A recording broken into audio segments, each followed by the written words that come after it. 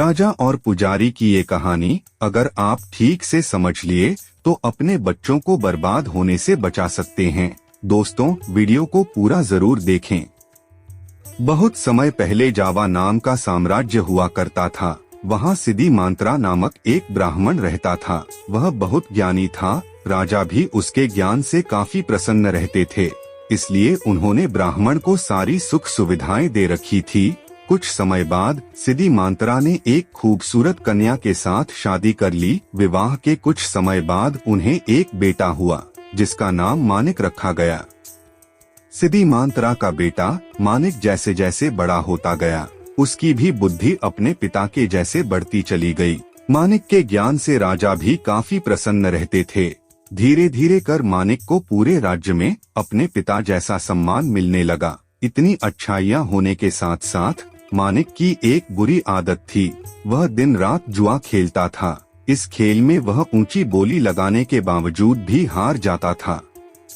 धीरे धीरे करके उसने अपने माता पिता की सारी संपत्ति जुए में बर्बाद कर दी। यही नहीं, इस खेल के चलते उसने कई गांव वालों से भी उधार लेना शुरू कर दिया। यह सब देख उसके माता पिता काफी दुखी रहते थे।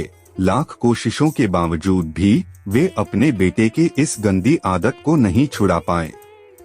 एक दिन गांव के लोगों ने मानिक से अपने उधार चुकाने के लिए कहा। मानिक तुरंत अपने पिता के पास पहुंचा और कहा, पिताजी मेरी मदद कीजिए, आप तो इतने ज्ञानी हैं, कृपया कर मुझे कुछ रास्ता बताइए। सिद्धि मांत्रा से अपने बेटा का यह दुख देखा नहीं जा रहा था। वह अपने पुत्र को दुखी देख बहुत व्याकुल हो रहे थे। एक दिन ब्राह्मण सिद्धि मांत्रा ने तय किया कि वह आसपास के गांवों में भी जाकर पूजा पाठ कराएंगे और अपने बेटे के उधार को चुकाने की कोशिश करेंगे।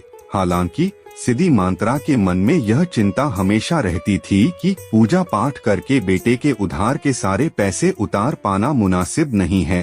एक दिन यही सब सोचते सोचते सिद्धि मांत्रा को नींद आ गई।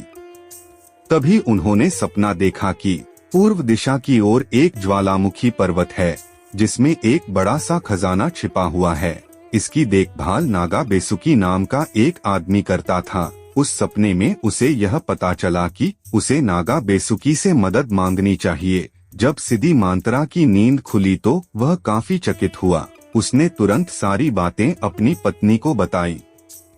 सिद्धि मांत्रा की बात सुनकर उसकी पत्नी ने कहा कि एक बार हमें इस बारे में पता करना चाहिए, शायद हमें सच में मदद मिल जाए। उसने कहा, चलिए हम दोनों साथ चलते हैं। आखिरकार हमारे लाड प्यार ने मानिक को बिगाड़ा है। सिद्धि मांत्रा अपनी पत्नी की बात से राजी हो गया। अगली सुबह दोनों उस पर्वत की ओर जाने के लिए निकल पड़े। ज्वालामुखी पर्वत की ओर जाते समय सिद्धि मांत्रा और उसकी पत्नी दोनों को कई तरह के कष्ट झेलने पड़े, लेकिन उन्होंने सभी तकलीफों को सहन किया और अंत में उस पर्वत के पास पहुँचे। वहाँ पहुंचकर ब्राह्मण ने मंत्र पढ़ते हुए घंटी बजानी शुरू कर दी। तभी वहाँ नागा बेसुकी नामक व्यक्ति उपस्थित हुआ। सिद्धि मांत्रा और उसकी पत्नी ने झुककर नागा बेसुकी को प्रणाम किया और अपनी परेशानी बताई। नागा बेसुकी शांत होकर उनकी बातें सुन रहा था। उसे पता था कि ब्राह्मण सिद्धि मांत्रा बहुत ज्ञानी और भगवान के बहुत बड़े भक्त हैं। वह अपने पुत्र के कारण काफी कष्ट में है, इसलिए नागा बेसुकी ने उनकी मदद के लिए अपने शरीर का एक हिस्सा झाड़ा, जिससे ढेर सारा धन, जेवर और सिक्के की बरसात होने लगी।